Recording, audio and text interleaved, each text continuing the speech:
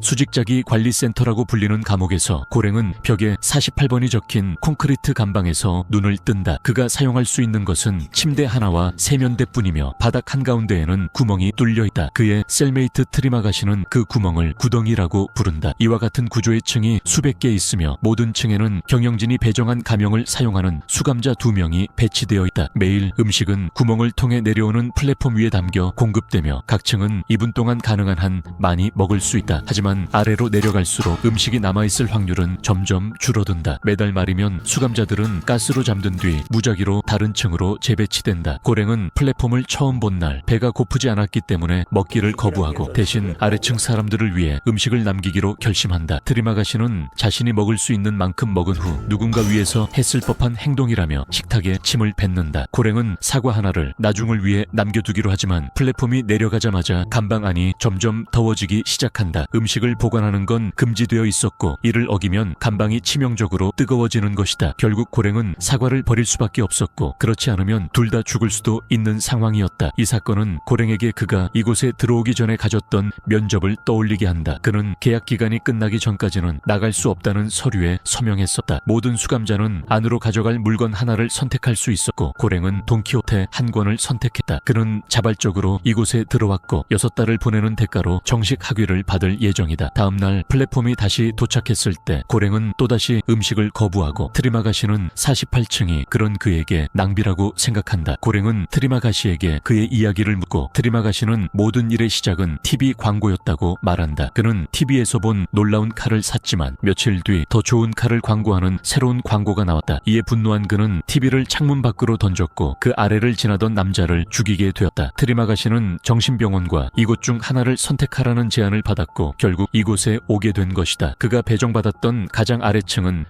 132층이었다. 그는 그보다 더 아래층이 있다는 것을 일렬로 쭉 이어진 층들을 직접 보았기에 알고 있었다. 하층에는 음식이 도달하지 않고 그곳에서 한 달을 보내는 것은 꽤나 괴로운 일이지만 그는 견딜 수 있었다고 말한다. 연속으로 2번 낮은 층에 배치되는 것이 문제였다. 고랭은 그런 일이 일어날까봐 두려워졌고 다른 층의 사람들에게 말을 걸어 음식을 나눠 먹자고 설득하려 하지만 무시당한다. 이에 트리마가시는 아래층을 향해 소변을 보며 조롱으로 대응한다. 그는 자신이 가져온 물건이 TV 광고에서 본 칼이었다고 밝힌다. 다음번 플랫폼이 내려왔을 때 고랭은 마침내 음식을 먹기 시작한다. 그는 위층에서 한 사람이 구멍을 통해 떨어지는 것을 보게 되고 트리마가시는 그런 일은 흔하다고 하지만 아무도 그것에 대해 신경 쓰지 않는다고 말한다. 트리마가시는 자신이 배정됐던 여러 층에 대해 이야기하고 다음 달에도 고랭과 함께 있을 거라고 언급한다. 고랭은 셀메이트들이 재배치 시에도 함께 남는다는 사실을 알아차리고 마침내 트리마가시가 과거에 하층에 배정되었을 때 자신의 셀메이트를 먹었음을 이해하게 된다. 플랫폼이 다시 도착했을 때 미하루가 그 위에 앉아있다. 고랭은 그녀가 부상당한 것을 보고 걱정하지만 트리마가시는 신경 쓰지 말라고 한다. 미하루는 한 달에 한 번씩 이 구멍을 타고 내려오며 실종된 아이를 찾고 있다. 그녀는 다음 달에 아이와 다시 함께 있을 가능성을 높이기 위해 배정된 셀메이트들을 모두 죽이고 있다고 한다. 그들이 보았던 추락한 남성도 아마 그녀의 희생자였을 것이다. 트리마가시는 자신은 그녀와 달리 누구도 죽이지 않았다고 말한다. 그는 단지 자기 층에 떨어진 시체를 먹었을 뿐이라고 한다. 플랫폼이 다음 층으로 내려갔을 때 수감자들이 미하루를 해치려 한다. 고랭은 그녀를 놔두라고 소리치지만 그럴 필요는 없다. 미하루는 그들을 죽이고 다시 플랫폼에 올라탄다. 한 달이 끝날 무렵 수감자들은 가스에 의해 잠들고 무작위로 재배치된다. 고랭이 깨어났을 때 그는 171층 침대에 묶여있다. 트리마가시는 고랭이 젊고 강하기 때문에 자신을 지키기 위해 그를 묶었다고 설명한다. 다른 층에서 들려오는 비명은 사람들이 새로운 층 배치에 반응하고 있음을 보여준다. 플랫폼이 도착했을 때는 부스러기 하나조차 남아있지 않았다. 8일 후 트리마가시는 마침내 자신이 음식을 얻을 시간이라고 선언한다. 고랭이 자비를 구하지만 트리마가시는 그의 허벅지에서 칼로 살을 도려낸다. 하지만 그가 먹기도 전에 플랫폼이 도착하고 그 위에는 미하루가 타고 있다. 미하루는 고랭이 자신을 얼마나 걱정했는지를 기억하고 트리마가시에게 달려들어 그가 사용하던 칼로 공격한다. 그녀는 고랭을 풀어주고 트리마가시를 끝장낼 수 있도록 칼을 건넨다. 그 후 고랭은 의식을 잃고 깨어났을 때는 침대에 누워있다. 미하루는 침대 시트를 찢어 고랭의 다리를 붕대로 감싸주었고 지금은 트리마가시의 시신을 먹고 있다. 그녀는 고랭에게도 고기를 가져다 주고 고랭은 망설이다가 받아들인다. 그녀는 물도 건넨 뒤 아무 말 없이 플랫폼을 타고 떠난다. 며칠이 흐르고 트리마가시의 시신은 썩기 시작한다. 그 덕분에 고랭도 벌레를 먹으며 연명하게 된다. 된다. 고랭은 점차 환각을 보기 시작하고 식사 중에 트리마가시의 유령이 나타나 자신을 심판하는 환영에 시달린다. 한 달이 끝나갈 무렵 셀 안에 가스가 퍼지고 고랭은 꿈속에서 다시 한 여인과 함께 있는 장면을 본다. 그 곁에는 미하루가 지켜보고 있다. 깨어났을 때 그를 핥고 있던 건 다름 아닌 개였다. 고랭은 충격에 빠지고 새로운 동료가 자신이 이 감옥에 들어오기 전 면접을 받던 여성 이모길이라는 것을 알게 된다. 걔는 그녀가 지참품으로 데려온 것이고 그들은 이제 33층에 배치되어 있다. 고랭은 면접을 받던 날을 떠올리고 이모길이가 질문 사이사이에 불쾌한 침묵을 두었던 것도 기억해낸다. 현재 이모길이는 자신도 고랭처럼 자발적으로 참여했으며 이곳에서 사람이 죽는다는 사실은 몰랐다고 설명한다. 그녀가 아는 한 이 감옥에는 총 200개의 층이 있다. 고랭이 이 많은 사람들에게 음식이 부족하다고 말하자 이모길이는 사람들이 필요한 만큼만 먹는다면 음식은 충분할 것이라고 지적한다. 자발적인 연대의식을 불러일으킬 무언가가 일어나야 한다고 주장하지만 고랭은 그런 생각을 터무니없다고 여긴다. 그러면서 아이의 죽음이 변화를 만들 수 있을지 고민해보지만 이모길이는 회사 정책상 16세 미만은 받지 않는다고 확신한다. 플랫폼이 음식을 가져왔을 때 이모길이는 자신이 필요한 만큼만 먹는다. 그리고 자신의 개에게도 먹이를 준 후 두 사람 몫의 음식을 준비하기 시작한다. 플랫폼이 아래층으로 내려가자 이모길이는 죄수들에게 자신이 준비한 음식을 먹고 다음 층을 위해 2개의 식사를 더 준비해 전달하라고 설득하려 한다. 당연하게도 그녀의 말은 완전히 무시당한다. 이에 고랭은 관리 측은 애초에 연대를 원하지 않는다고 지적한다. 이모길이는 고랭이 모든 관리자를 나쁘게 보는 것이 싫다며 자신은 문제없이 그들과 일해왔다고 반박한다. 그러자 고랭은 전 직원이었기 때문에 동료를 선택할 수 있는 특권이 주어진 것이라고 말한다. 이모길이는 포기하지 않고 매일 음식을 나누어 준비하며 시도하지만 아래층 사람들에게 계속 무시당할 뿐이다. 2주가 지나자 고랭은 결국 이모길이의 계속된 외침에 지치고 만다. 그는 아래층 사람들에게 이모길이의 지시를 따르지 않으면 앞으로 매일 음식 위에 대소변을 보겠다고 경고하며 결국 똥을 먹게 될 거라고 위협한다. 그 협박은 효과가 있었고 죄수들은 메시지를 아래 층으로 전달하기 시작한다. 얼마 후 플랫폼에는 의식을 잃은 미하루가 실려 내려온다. 고랭과 이모길이는 그녀를 침대에 눕히고 돌봐주며 간호한다. 그 사이 걔는 음식을 훔쳐 먹는다. 플랫폼이 떠난 뒤 셀 안은 극도로 추워지기 시작하고 규칙을 어긴 대가로 죽지 않으려면 고랭은 훔친 음식을 되찾기 위해 걔를 쫓아야 했다. 밤이 되자 고랭은 침대를 미하루에게 양보하고 바닥에서 잠이 드는데 아침에 깨어보니 두 여성이 싸우고 있다. 미하루가 걔를 죽여 먹었기 때문이다. 다음날 미하루는 플랫폼을 타고 떠난다. 고랭은 이모길이에게 미하루가 아이를 찾고 있다고 말하지만 이모길이는 미하루가 10개월 전 혼자 들어왔던 자발적인 참가자였다고 설명한다. 그녀는 가족도 없는 전직 배우였고 고랭처럼 이곳에 오기로 스스로 선택한 사람이었다. 이모길이는 과거에 이 감옥에 사람들을 보내는 일을 했지만 이곳이 얼마나 끔찍한지는 몰랐다고 말한다. 그녀는 3년간 암과 싸워왔고 결국 병해진 것을 알았을 때 마지막으로 변화를 만들 수 있다고 믿으며 이곳에 들어왔다. 하지만 이제는 더 이상 아무것도 신경 쓰지 않는다. 33층에서의 마지막 날 고랭은 내일은 음식이 없을 수도 있다며 이모길이에게 무언가를 먹으라고 한다. 하지만 이모길이는 침대에서 일어날 힘조차 없는 상태다. 다음날 아침 고랭은 자신이 202층에 배치되었음을 알게 된다. 이는 이모길이가 알고 있던 것보다 훨씬 더 많은 층이 있다는 사실을 의미했고 그 충격은 이모길이에게 너무 컸다. 그녀는 침대 시트를 이용해 스스로 생을 마감한다. 그 순간 고랭은 환각 속에서 트리마가시를 다시 보게 된다. 그는 고랭에게 새 친구의 고기를 먹을 것인지 묻는다. 이번에는 이모길이와 그녀의 개까지 함께 나타나 고랭에게 그녀의 시신을 먹으라고 강요한다. 고랭은 그들의 끊임없는 말들을 무시하려 애쓰며 다른 일들로 정신을 분산시키려 한다. 그는 배고픔을 잊기 위해 책의 페이지를 찢어 먹으며 위장을 속이고 벽에 접시를 사용해 날짜를 새기기 시작한다. 하지만 결국 극심한 배고픔을 이기지 못하고 고랭은 이모길이의 시신을 먹기 시작한다. 트리마가시는 그에게 어디를 자르면 되는지 지시해준다. 얼마 후 다시 재배치가 이루어지고 고랭은 자신이 6층에 배치되었음을 알고 기뻐한다. 다른 침대에 있던 사람은 미루였고 그녀는 칼을 들고 고랭에게 달려오지만 이는 단지 꿈일 뿐이었다. 고랭의 새로운 셀 동료는 실제로 바라랏이며 그가 선택한 지참물은 밧줄이다. 바라랏은 2층에서 꼭대기까지 올라갈 수 있다고 생각하며 매우 들떠있고 위층인 5층 사람들에게 도움을 요청한다. 위에 있는 부부는 처음엔 그를 놀리다가 결국 밧줄을 잡아준다. 하지만 바라랏이 밧줄을 타고 올라가기 시작하자 여성 죄수가 바지를 내리고 바라랏의 얼굴 위로 배변을 한다. 충격과 혐오에 휩싸인 바라랏은 밧줄을 놓치고 떨어진다. 고랭이 가까스로 그를 붙잡지만 밧줄은 구멍 아래로 사라지고 만다. 플랫폼이 내려오자 그들은 어쩔 수 없이 5층 죄수들의 성적인 소리를 들으며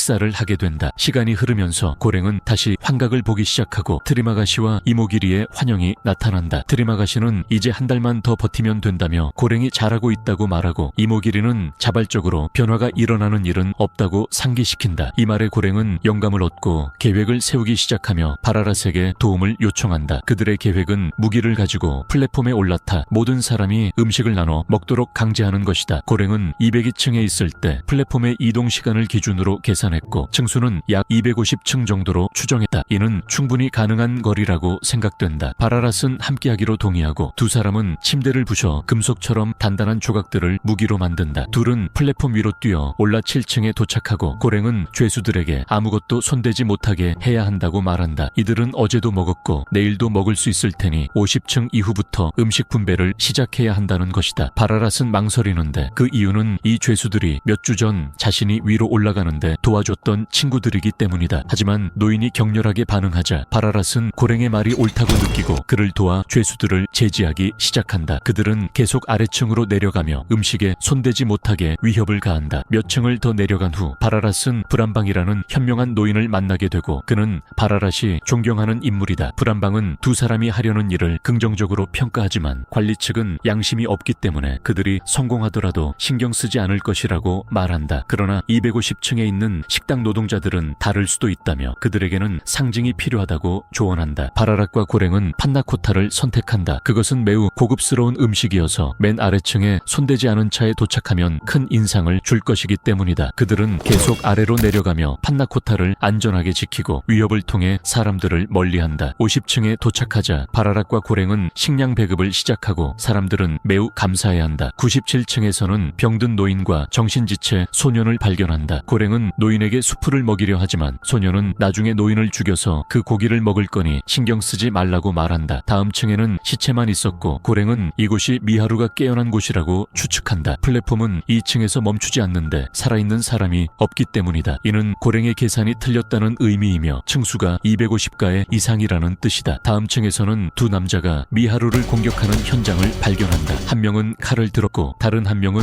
거대하고 힘이 세다. 고랭과 바라라시 미하루를 돕기 위해 뛰어들자 자신을 방어하기가 매우 어렵다. 바라라시 먼저 칼든 남자를 처리하고 고랭을 도와 거대한 남자를 제압한다. 하지만 안타깝게도 미하루는 이미 죽은 상태였다. 고랭은 그녀를 애도하고 싶었으나 바라라시 플랫폼에서 놓여버릴까봐 그를 끌어당긴다. 두 사람은 계속 아래로 내려가며 죄수들에게 음식을 나누어 준다. 하지만 많은 층에는 시체만 가득하다. 결국 플랫폼은 333층에서 멈추는데 여기가 마지막 층으로 보인다. 처음에는 아무도 없는 줄 알았지만 침대 밑에 누군가 숨어 있었다. 바로 실종된 아이 몰리였다. 바라락과 고랭이 몰리에게 다가가자 플랫폼은 다시 내려가기 시작한다. 고랭은 바라랏에게 판나코타를 구멍에 던지라고 하지만 바라랏은 거부한다. 놀랍게도 방아는 벌을 받듯 뜨거워지거나 차가워지지 않는다. 많은 망설임 끝에 바라랏은 판나코타를 몰리에게 준다. 셋은 그 층에 머무르고 고랭은 트리마가시, 이모기리 그리고 이제는 미하루의 환영에 시달린다. 갑자기 바라랏은 유령들과 동의하며 그 소녀가 바로 메시지라고 고랭에게 말한다. 고랭이 깨어나자 바라랏은 피를 흘린 상처 때문에 죽어 있었다. 다음에 플랫폼이 도착했을 때 고랭은 몰리를 데리고 함께 올라탄다. 그들은 완전히 어둡고 텅 빈 0층으로 내려간다. 트리마가시가 나타나 고랭에게 플랫폼에서 내리라고 말한다. 그는 메시지의 일부가 아니기 때문이다. 두 사람은 함께 플랫폼이 올라가는 모습을 바라본다. 몰리가 위층의 학대자들에게 이 상황의 현실을 보여주길 바란다. 더 많은 영상을 보고 싶다면 구독과 알림 설정을 꼭 해주세요. 시청해주셔서 감사합니다.